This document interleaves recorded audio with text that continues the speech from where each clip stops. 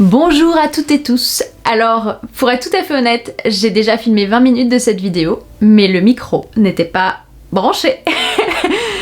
Donc, j'ai un petit peu la rage, hein, on va le dire comme ça, mais c'est pas grave, je reprends.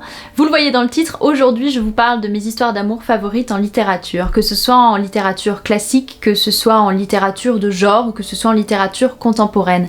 Je ne suis pas fan du tout de la romance, du genre de la romance, mais je suis amoureuse du sentiment amoureux. Et en littérature également, je suis atteinte du bovarisme, je le confesse, et je vous partage aujourd'hui mes histoires d'amour qui m'ont le plus touchée, marquée en littérature. Je commence évidemment par vous parler de La Princesse de Clèves de Madame de La Fayette. Eh oui, je vous en ai déjà parlé dans mes 10 classiques favoris, je vous en ai aussi déjà reparlé, je pense, dans des tags où on demandait quelle était mon histoire d'amour préférée. Et ben... l'histoire d'amour entre la princesse de Clèves et le duc de Nemours, bien sûr. La Princesse de Clèves, c'est un roman écrit par Madame de La Fayette au XVIIe siècle. C'est le premier roman dit psychologique, c'est un roman qui fait date dans l'histoire de la littérature, et c'est un roman qui fait date dans mon histoire personnelle aussi. On suit le destin de Mademoiselle de Chartres, qui devient la princesse de Clèves après son mariage avec le prince de Clèves, et qui va tomber follement et éperdument amoureuse du duc de Nemours, amour qui sera réciproque entre ces deux personnages. Sauf que cette histoire est impossible parce que Mademoiselle de Chartres, donc la princesse de Clèves, est une femme très très belle mais aussi très vertueuse.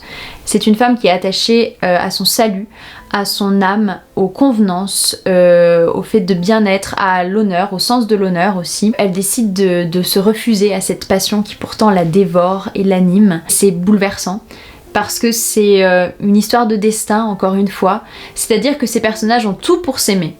Ils ont tout, sauf que au moment où la princesse de Clèves, qui est encore Mademoiselle de Chartres, donc n'est pas mariée et cherche un mari, Nemours n'est pas là, il est dans un autre pays, et donc ils ne peuvent pas se rencontrer. Et c'est le prince de Clèves qui arrive avant, qui épouse la princesse, c'est un homme plus vieux, plus âgé. C'est un bon mari, mais pour qui la princesse n'éprouve aucun sentiment. Et un soir, il y a un bal donné à la cour de France, Nemours est revenu de son voyage, et ils vont danser l'un avec l'autre, et le monde entier va s'arrêter autour d'eux. Et en fait, la princesse de Clèves, à chaque fois que je relis, j'espère au fond de moi que Madame de La Fayette est revenue d'entre les morts pour réécrire la fin et me donner une fin... une fin à la Walt Disney, si on veut, une fin de conte de fées. Lorsqu'elle arriva, l'on admira sa beauté et sa parure. Le bal commença, et comme elle dansait avec Monsieur de Guise, il se fit un assez grand bruit vers la porte de la salle, comme de quelqu'un qui entrait et à qui on faisait place. Madame de Clèves acheva de danser, et pendant qu'elle cherchait des yeux quelqu'un qu'elle avait besoin de prendre, le roi lui cria de prendre celui qui arrivait. Elle se tourna et vit un homme qu'elle crut d'abord ne pouvoir être que Monsieur de Nemours, qui passait par-dessus quelques sièges pour arriver où l'on dansait. Ce prince était fait d'une sorte qu'il était difficile de ne pas être surpris de le voir quand on ne l'avait jamais vu, surtout ce soir-là, où le soin qu'il avait pris de se parer augmentait encore l'air brillant qui était dans sa personne. Mais il était difficile aussi de voir Madame de Clèves pour la première fois sans avoir un grand étonnement. Monsieur de Nemours fut tellement surpris de sa beauté que lorsqu'il fut proche d'elle et qu'elle lui fit la révérence, il ne put s'empêcher de donner des marques de son admiration. Quand ils commencèrent à danser, il s'éleva dans la salle un murmure de louanges. Le roi et les reines se souvinrent qu'ils ne s'étaient jamais vus. Un classique du 18e cette fois-ci avec Julie ou la Nouvelle Héloïse de Rousseau. C'est un beau bébé à nouveau. Et ça raconte l'histoire de Saint-Preux qui est un précepteur, le précepteur de Julie qui est une jeune fille de bonne famille, noble. Saint-Preux est donc plus âgé que Julie et pourtant entre eux va se lier une histoire d'amour platonique au départ. Enfin, il va y avoir une passion qui va naître de ces deux personnages, de ces deux esprits qui vont se rencontrer. C'est un roman épistolaire, donc les personnages s'échangent des lettres parce que Saint-Preux, devant cette passion, décide de fuir, de quitter Julie. Et Rousseau s'inspire de l'histoire d'amour entre Pierre Abélard et Héloïse au Moyen-Âge. C'est une des très belles histoires d'amour du Moyen-Âge, une très belle histoire d'amour de l'histoire. Et Rousseau s'inspire de cette histoire d'amour tragique entre un précepteur et son élève pour écrire Julie et la Nouvelle Héloïse. Et on a en plus dans cette histoire toute la pensée rousseauiste, quoi. Donc on a ce pré-romantisme, cet attachement à la nature, cette passion, cette question d'honneur, cette question d'interdit aussi. J'ai envie de vous donner envie de découvrir ces mots et ce sentiment amoureux décrit par de très belles plumes, parce que... L'amour c'est un sentiment très fort, hein, je veux dire c'est banal de dire ça, mais écrit par certains auteurs, par certaines autrices, ça prend toute son ampleur et toute son abîme aussi parfois. Lettre 7 de Julie. Et toi aussi mon doux ami, et toi l'unique espoir de mon cœur, tu viens le percer encore quand il se meurt de tristesse. J'étais préparée au coup de la fortune. De longs pressentiments me les avaient annoncés. Je les aurais supportés avec patience. Mais toi, pour qui je les souffre, ah, ceux qui me viennent de toi me sont seuls insupportables, et il m'est affreux de voir aggraver mes peines par celui qui devait me les rendre chères. Que de douces consolations je m'étais promise qui s'évanouissent avec ton courage. Combien de fois je me flattais que ta force animerait ma langueur, que ton mérite effacerait ma faute, que tes vertus relèveraient mon âme abattue. Combien de fois j'essuyais mes larmes amères en me disant « Je souffre pour lui mais il en est digne, je suis coupable mais il est vertueux. Mille ennuis m'assiègent, mais sa constance me soutient, et je trouve au fond de son cœur le dédommagement de toutes mes pertes. Vain espoir que la première épreuve a détruit.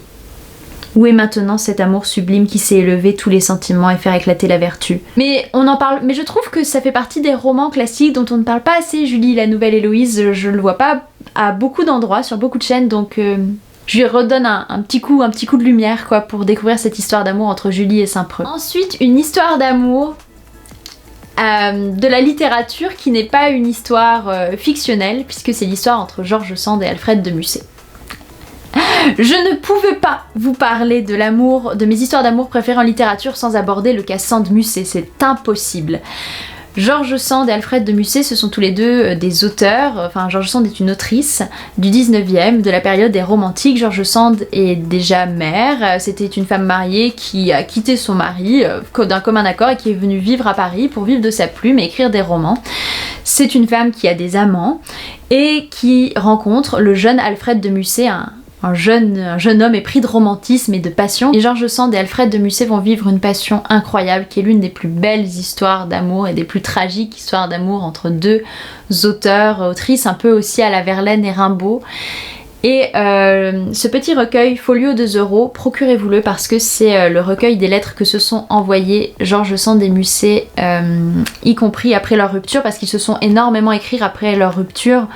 Je vous explique pas toute l'histoire d'amour de Sand et Musset parce que c'est rocambolesque, c'est digne d'un film. D'ailleurs, donc Musset écrira Confession d'un enfant du siècle pour parler de son histoire d'amour avec George Sand et du déchirement que lui a ressenti, et George Sand, elle écrira un roman qui est Elle et lui, qui parle aussi de son histoire d'amour avec Alfred de Musset, et entre tout ça il y a leurs lettres qu'ils se sont échangées qui sont qui sont les plus belles pages d'amour de l'histoire de la littérature en France. On n'a pas fait plus beau pour parler de l'amour que Sand et Musset. Parce que c'est tragique, parce qu'ils s'écrivent après leur rupture en fait, et c'est ça qui est le plus incroyable, c'est que il y a quelques lettres qu'ils s'écrivent durant le temps de leur relation qui sont belles, mais les plus belles à mon sens ce sont celles qui s'écrivent une fois qu'ils ne sont plus ensemble, dont la lettre de Sand écrite à Venise le 12 mai 1834 dont je vais vous lire un petit passage. Venise, 12 mai 1834. Non mon chéri, ces 3 lettres ne sont pas le dernier serment de main de l'amante qui te quitte, c'est l'embrassement du frère qui te reste. Ce sentiment-là est trop beau, trop pur, et trop doux pour que j'éprouve jamais le besoin d'en finir avec lui. Es-tu sûr, toi mon petit, de n'être jamais forcé de le rompre? Un nouvel amour ne te l'imposera-t-il pas comme une condition? Que mon souvenir n'empoisonne aucune de tes jouissances de ta vie, mais ne laisse pas ces jouissances détruire et mépriser mon souvenir. Sois heureux, sois aimé. Comment ne le serais-tu pas? Mais garde-moi dans un petit coin secret de ton cœur, et descends-y dans tes jours de tristesse pour y trouver une consolation ou un encouragement. C'est tellement plein de vérité pour une fois parce que ce n'est pas fictionnel, c'est une histoire vraie, c'est une vraie histoire d'amour.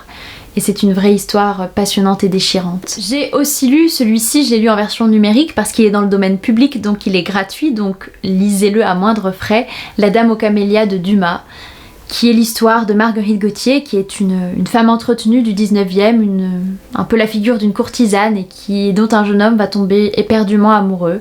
Et à nouveau, c'est une histoire d'amour tragique parce que pour qu'une histoire d'amour soit une bonne histoire d'amour, faut qu'elle soit tragique. S'il y en a pas un de deux qui meurt à la fin, c'est pas drôle. Pour vous dire, en fait, Baz Luhrmann s'inspire du roman de Dumas pour faire et réaliser Le Moulin Rouge. Et si vous connaissez ce film, vous savez à quel point cette histoire est forte, avec un jeune homme idéaliste, empreint de romantisme, de grandes idées, de grands idéaux, de grandes valeurs chevaleresques. pour une femme plus vieille qui fait ce qu'elle peut pour vivre dans un monde qui n'est pas fait pour les femmes et où elle a été obligée de jouer de son corps. Et en plus c'est magnifiquement écrit et ça fait partie des romans dont on sait dès le départ la fin, puisque les premiers chapitres, dès les premiers chapitres on sait ce qui s'est passé et en fait le roman revient sur tout ce qui s'est passé avant. C'est un flashback et c'est... Oui, dès le début, vous savez que c'est tragique et on vous explique pourquoi c'est vraiment tragique. En parlant d'autres histoires dont on ne peut pas sortir indemne, il y a Les Hauts de Hurlevent d'Emily Brontë. Emily Brontë, c'est un personnage qui me fascine. J'ai lu la biographie des frères et sœurs Brontë cette année, je vous en avais parlé. Emily, c'est ma préférée des sœurs Brontë, même si je n'ai toujours pas lu la petite dernière. Il faut savoir qu'Emily Brontë, on ne lui connaît pas d'histoire d'amour, on ne lui connaît même pas de flirt, même pas d'attachement, rien. On ne lui connaît rien. Et pourtant, elle écrit Les Hauts de Hurlevent, c'est son seul roman, qui est l'histoire d'amour la plus tragique et destructrice de l'histoire de l'humanité. Oui, et rien que ça. Ça nous parle de l'histoire de Catherine, qui est d'une famille, d'une bonne famille mais sans le sou, qui a un frère, et un jour leur père revient d'un de ses voyages avec un jeune bohémien qui est Heathcliff, qu'il va adopter. Ce sont deux personnages pas sains d'esprit du tout.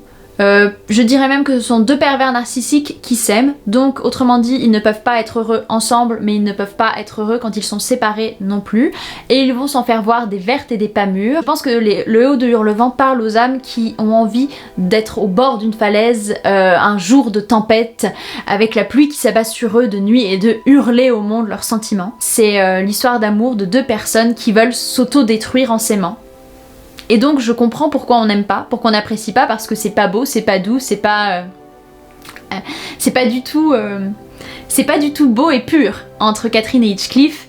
C'est vraiment deux pourris, hein, mais qui s'aiment. Ce livre, je vous en ai déjà parlé dans ma vidéo sur mes 10 classiques favoris. Je vous en ai aussi parlé dans mes recommandations de livres à lire classiques pour l'automne. Et je vous avais déjà lu le passage que je vais vous lire, mais ce passage est un de mes passages favoris de la littérature. Et on a rarement aussi bien parlé d'amour, ou en tout cas d'hésitation amoureuse, puisque Catherine en fait a un désir aussi d'ascension sociale. Il y a ça aussi qui est fort dans Les Hauts de Hurlevent, puisque ça parle d'inégalité de classe. Catherine a ce désir d'ascension sociale, et donc elle va fréquenter des jeunes hommes riches, étant plus nobles, ayant plus d'argent. Et Heathcliff, lui, reste un orphelin bohémien et lui va avoir ensuite ce désir de revanche sur ces hommes riches qui l'ont méprisé toute sa vie. Et c'est passionnant. Il y a aussi toute une sous-couche au-delà de cette histoire d'amour entre la lutte des classes qui est très intéressante dans Les Hauts de Hurlevent, mais je ne suis pas là moi pour vous parler de ça. Mes grandes souffrances dans ce monde ont été les souffrances de Heathcliff. Je les ai toutes guettées et ressenties dès leur origine. Ma grande raison de vivre, c'est lui. Si tout le reste périssait et que lui demeura, je continuerais d'exister, mais si tout le reste demeurait et que lui fût anéanti, l'univers me deviendrait complètement étranger. Je n'aurais plus l'air d'en faire partie. Mon amour pour Linton est comme le feuillage dans les bois. Le temps le transformera, je le sais bien, comme l'hiver transforme les arbres. Mon amour pour Heathcliff ressemble aux rochers immuables qui sont en dessous.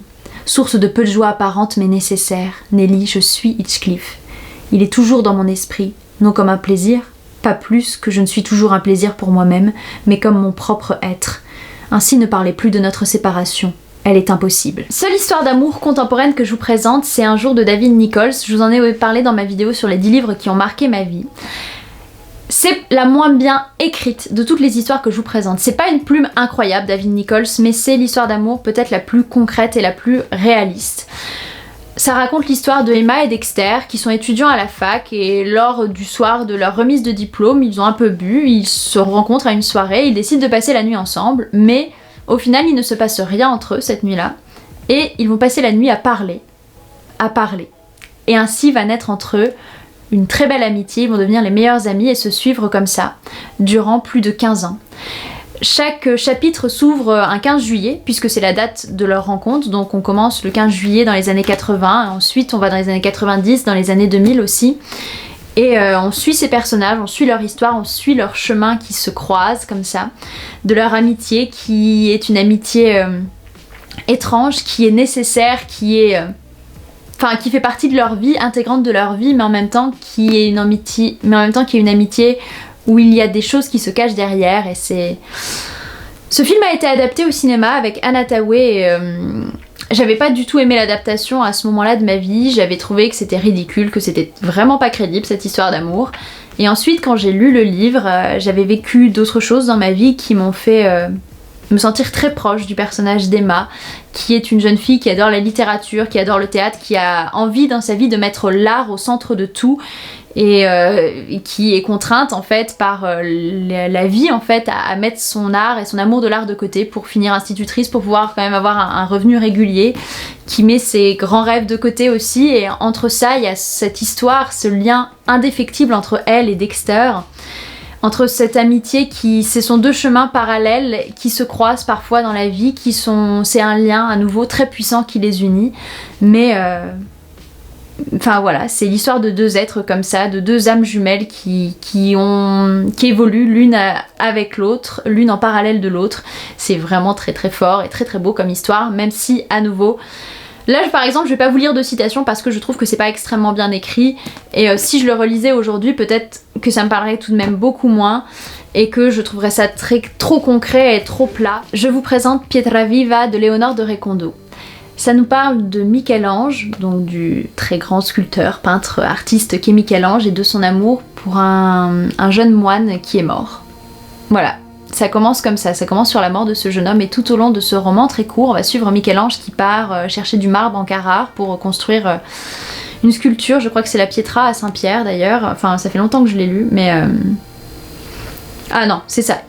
Au printemps 1505, le célèbre artiste doit choisir les marbres du futur tombeau du pape. Donc pendant qu'il est en train de choisir les marbres, et donc qui revient un petit peu sur sa vie, sur son enfance, qui revit tout en flashback toutes ces époques de sa vie, Michel-Ange s'interroge sur la mort de ce jeune homme qu'il aimait plus que tout. Et c'est très très court, mais ça vous fait une bonne claque cette histoire entre Michel-Ange, qui est un artiste comme ça, extrêmement connu, extrêmement célèbre, homosexuel, et son histoire d'amour, interdite déjà parce qu'à ce moment-là l'homosexualité était interdite, puis en plus pour un jeune homme qui était un homme d'église. Carrare, 3 juin 1505. Frère Guido, serviteur de Dieu. Je ne peux m'expliquer ce qui me pousse à vous écrire alors que je sais pertinemment que cette lettre finira pliée dans mon carnet, que vous ne la lirez pas. Pourtant c'est à vous seul que je veux écrire, à personne d'autre. Et pour être tout à fait franc, vous êtes le dernier lien, l'unique aussi qui me rattache à Andrea. Je dois d'abord vous dire que votre lettre m'a glacée. Je ne trouve pas d'autres mots pour dépeindre la sensation qui m'a envahie. Vous n'y disiez rien de ce que je voulais entendre. De la politesse et de la délicatesse, mais aucune réponse. La question était pourtant simple, de quoi est-il mort? Et vous me répondez par vos prières. Je ne peux m'empêcher de penser que vous me cachez quelque chose. Mais quoi? Et pourquoi? Laissons cela, car connaître les circonstances de sa mort n'est peut-être pas le plus important. Je dois vous l'avouer, frère Guido, ou plutôt vous le confesser. Andrea vit en moi à chaque instant, et comme vous ne lirez jamais cette confession, je n'omettrai rien. La tentation que j'éprouve à vouloir toucher Andrea est vive, extrêmement vive, mais cette chair toujours chaste m'emporte au-delà du désir, bien au-delà. Il m'enserre dans l'interstice de la vie et de la mort. Il me mène là où la beauté sublime la décrépitude des chairs. Je sais bien que le corps d'Andrea maintenant se décompose dans l'humble fosse de votre cloître, mais dans mon esprit, Andrea est plus vivant que jamais. Sa peau n'est plus, et pourtant le souvenir qu'elle transcende, sa beauté, la ressuscite en la rendant immortelle à mes yeux. Je vous parle aussi de ce roman Quel effet bizarre faites-vous sur mon cœur de Christine Orban. Ça nous parle de l'histoire de Joséphine de Beauharnais, donc l'épouse de Napoléon Ier, la première épouse de Napoléon. Christine Orban se met à la place de Joséphine, elle écrit donc à la première personne, et Joséphine qui écrit à Napoléon une fois qu'il est exilé sur l'île d'Elbe. Une fois donc qu'ils ne sont plus ensemble. J'adore le personnage de Joséphine de Beauharnais, c'est un personnage historique qui me touche, il est dans mon petit panthéon personnel de personnages historiques. Et Joséphine a une histoire incroyable, elle naît en Martinique, elle est envoyée en France pour se marier avec Alexandre de Beauharnais. Au moment de la Révolution, son mari est décapité, et elle doit être aussi décapitée. Elle sait qu'elle va mourir, et ça se joue à quelques semaines, à quelques jours. Finalement, elle ne meurt pas, elle n'est pas décapitée. Et donc on a le récit d'une histoire d'une survivante, d'une femme qui revient d'entre les morts, du couloir de la mort, et qui vit. Et qui pour vivre va profiter de tout ce que lui offre la vie, donc de son corps, de sa chair, de ses plaisirs. Lorsque Napoléon la rencontre, c'est une femme beaucoup plus âgée qui a déjà 2 enfants, de grands enfants, et il tombe follement amoureux de cette femme qui est très sensuelle, qu'il va renommer Joséphine. parce que Rose c'est son véritable prénom et Rose c'est un nom qu'il trouve que trop d'hommes ont usé pour parler d'elle et donc il la renomme Joséphine pour qu'elle ne soit qu'à lui. Et la terrible tragédie de ces personnages, c'est que Joséphine ne peut plus porter la vie et pourtant le royaume de France, enfin l'empire de France a besoin d'un héritier qui ne vient pas et c'est l'histoire de deux personnages qui ont une folle passion l'un envers l'autre mais une folle passion impossible que l'histoire et le devoir d'État viendront se mettre entre eux. C'est très très beau et le titre d'ailleurs, Quel effet bizarre faites-vous sur mon cœur, c'est tiré d'une lettre qu'a réellement écrite Napoléon à Joséphine lors d'un de ses campements. Un petit détour du côté de la fantasy. Puisque je vous parle de Beren et Lúthien de Tolkien, là c'est la version qui a été publiée il y a quelques années par Christian Bourgois, qui a été établie par feu Christopher Tolkien qui est mort il y a pas très longtemps, des écrits de son père. L'histoire d'amour de Beren et Lúthien, ça se passe bien avant Le Seigneur des Anneaux et le Hobbit. Ça nous parle de l'elfe Lúthien qui va tomber amoureuse du mortel Beren, ça dépend des versions, parfois Tolkien dit que c'est un demi-elfe et pas réellement tout à fait un mortel, mais en tout cas c'est une histoire d'amour impossible. Et forcément comme c'est impossible, c'est très très beau, c'est sublimé. Et il faut savoir que Edith Tolkien, la femme de Tolkien, va mourir avant lui et que sur sa tombe Tolkien fera graver Lúthien et quand lui mourra, il demandera à faire graver en dessous de sa pierre tombale à lui Beren, parce que pour lui cette histoire d'amour c'est leur histoire d'amour entre eux. C'est la seule fois chez Tolkien où une femme est vraiment très forte, où elle va jusqu'à dérober les Silmarils, donc les bijoux, les joyaux au vraiment il y a Sauron dans Le Seigneur des Anneaux comme grand méchant, mais le vrai terrible méchant, le vrai diable de la Terre du Milieu c'est Morgoth et Lúthien va sauver son amant, dérober les joyaux et vivre une très belle aventure. Et en plus il y a toute cette histoire d'amour impossible entre cet elfe et ce mortel. J'essaie d'aller un peu vite, hein, je speed. Lettre d'une inconnue de Stefan Zweig qui raconte l'histoire d'une femme qui peut être un peu psychopathe selon les points de vue, d'une femme qui tombe amoureuse d'un écrivain lorsqu'elle a 13 ans, qui vit dans le même immeuble qu'elle, lui il a plus de 25 ans à ce moment-là. Et à 13 ans, elle va tomber amoureuse de lui, elle va l'idolâtrer comme on peut idolâtrer quelqu'un quand on a 13 ans. Et puis elle va grandir, mais jamais cet homme ne va quitter son esprit et elle va tout faire pour le croiser, pour lui parler, pour avoir une relation avec lui, sans jamais pourtant vouloir se faire connaître de lui et vouloir se faire reconnaître de lui. Et le récit commence, cet écrivain rentre chez lui, il a beaucoup de courriers, il voit une grosse enveloppe avec une douzaine de pages manuscrites, il va commencer à le lire et c'est cette femme qui lui écrit. Et un peu comme dans La Dame aux Camélias, on sait tout de suite que c'est tragique, on sait tout de suite que ça va mal finir et que c'est une histoire très triste et une histoire d'amour bouleversante. Je comprends pourquoi on n'aime pas forcément Lettre d'une inconnue et pourquoi on dit que cette femme c'est une psychopathe, mais l'amour sans limite, sans mesure, sans aucune mesure qu'elle éprouve pour cet homme, c'est incroyable. Si vous voulez vous faire votre propre avis sur Lettre d'une inconnue, restez sur la chaîne parce qu'il se pourrait très bientôt qu'on en reparle, enfin, ou que vous ayez plus qu'un aperçu de l'écriture de Lettre d'une inconnue de Zweig. Je dis ça comme ça. Elantris de Brandon Sanderson, un autre récit de fantasy. Dans Elantris, on suit la princesse Sarene qui est promise à un prince. Elle vient d'un autre pays, mais lorsqu'elle arrive, le prince est mort. On lui dit que le prince est mort et donc elle va vivre dans ce royaume où ce prince n'existe plus et où pourtant elle est son épouse. Et à côté de la cité qui s'appelle la Nouvelle Elantris et la Vieille Elantris, qui avant était une cité bénie des dieux, un peu comme l'Atlantide, et qui ensuite a connu une fracture. Et maintenant, les personnes qui sont dans Elantris sont des personnes qui ont été frappées d'une maladie, d'une dégénérescence. Je vous en dis pas beaucoup plus sur Elantris de Brandon Sanderson parce que ce serait vous spoiler. C'est une femme très forte, puissante, une très belle héroïne et ça vous emporte. Elantris m'a fait entrer dans l'univers de Brandon Sanderson qui est un auteur à présent que j'aime beaucoup, énormément, et c'est une très très belle histoire d'amour, en fantasy. Et oui, pour le coup là on est un petit peu plus dans du côté Disney quoi, on va dire. Et je termine avec bien sûr Notre-Dame de Paris de Victor Hugo, parce que Victor Hugo dans Notre-Dame sublime le sentiment amoureux. Il nous parle du sentiment amoureux platonique avec Quasimodo pour Esmeralda.